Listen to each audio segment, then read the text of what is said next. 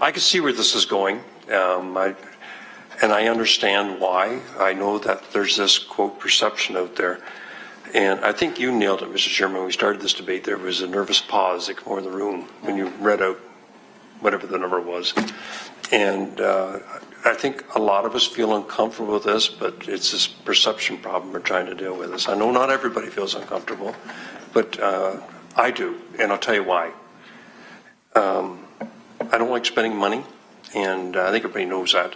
But this is $100,000 to set it up and $115,000 in annual cost, and I'm trying to understand the problem we're trying to solve.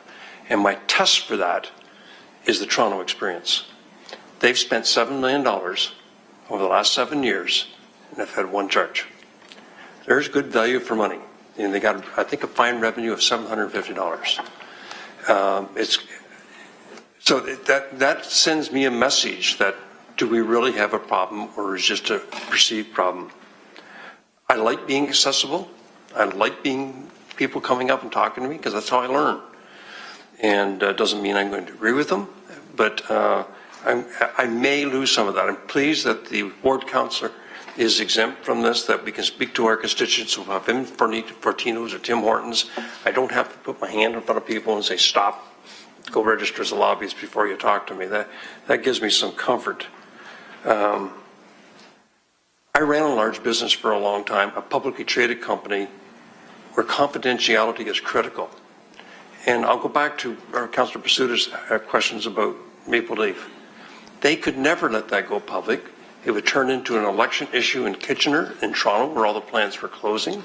It would trigger a slew of grievances for all their employees as soon as this leaked and put them at risk, and they would simply leave and go somewhere else. Now, I get it that there is the blackout request, but through you to Chris, how are you going to make sure you hire the right person in that job, that you don't hire a real son of a gun that just won't issue anything should Neil or Jason or yourself go to this person and say, you know, we need a blackout period because of the best interests of Hamilton, and no way.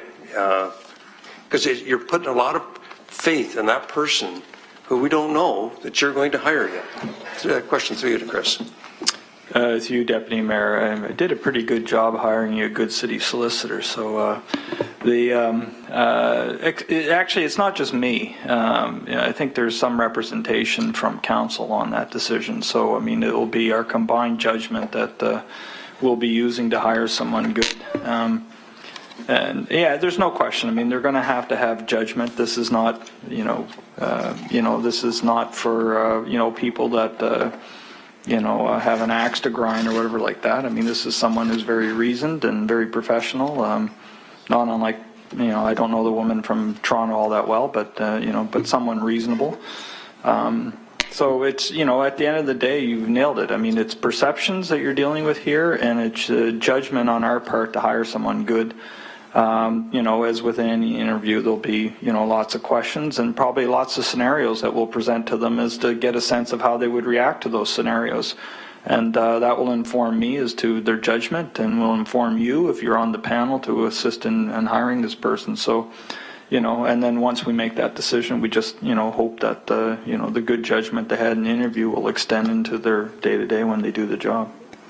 Okay, and I want to repeat the confidentiality, and I have first-hand knowledge is critical in making these sort of decisions, particularly when it affects stock prices, affect the value of your company, and that's all well orchestrated, how that it has to go public eventually, but it has to go at the right time. And I'm worried that, and once again, it's only a perception I have, so it doesn't carry any weight, but it's a perception that businesses may say, I'm not going to take that risk, I'm going to go somewhere else. And so we're putting that at risk. So, but I see where this is going, but I want to put my concerns out there. I don't like spending money. I look at the Toronto model. What the heck's the problem? If they only have one over 7 years and it costs them $7 million to do it. And then the fear that we may be scaring business off. Thanks. Okay, I have no further speakers.